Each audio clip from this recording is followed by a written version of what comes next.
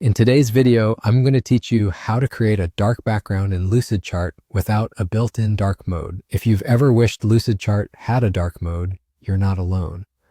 While there isn't a true dark theme for the interface, you can quickly simulate a dark look on your canvas by changing the document's background color. This makes long editing sessions easier on the eyes and can help your content stand out, especially when presenting. Start by opening your preferred web browser and navigating to Lucidchart. Sign in and open the diagram you want to work on, or create a new one if you're starting from scratch. Once your document is open, look at the main canvas area where your shapes and lines live. That's the area we're going to adjust. Right-click anywhere on the empty canvas to bring up the context menu. From that menu, choose Document Settings. A panel will appear with options that affect the specific file.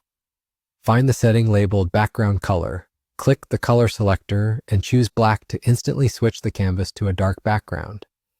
If pure black feels too intense, a very dark gray is a good alternative that offers a softer contrast while keeping the benefits of a dark environment.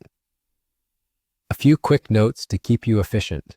This change affects the canvas of the current document only. The overall Lucidchart interface remains light, and other documents will keep their own settings. If you're working on multiple pages within the same document, make sure the background change applies to each page as needed. After switching to a dark background, take a moment to check legibility. Text that's dark by default may need to be changed to white or a light color so it's easy to read. The same goes for shapes and lines.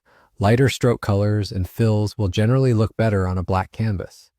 If you use grid lines, you may want to adjust their visibility so they don't get lost against the darker backdrop. If you plan to export or print, remember that the black background will be included in your output. That's great for slides and videos, but if you need a transparent or white background for documents or websites, review export settings and choose an option that fits your workflow. And if you ever want to go back, just return to document settings and set the background color to white or your preferred light color.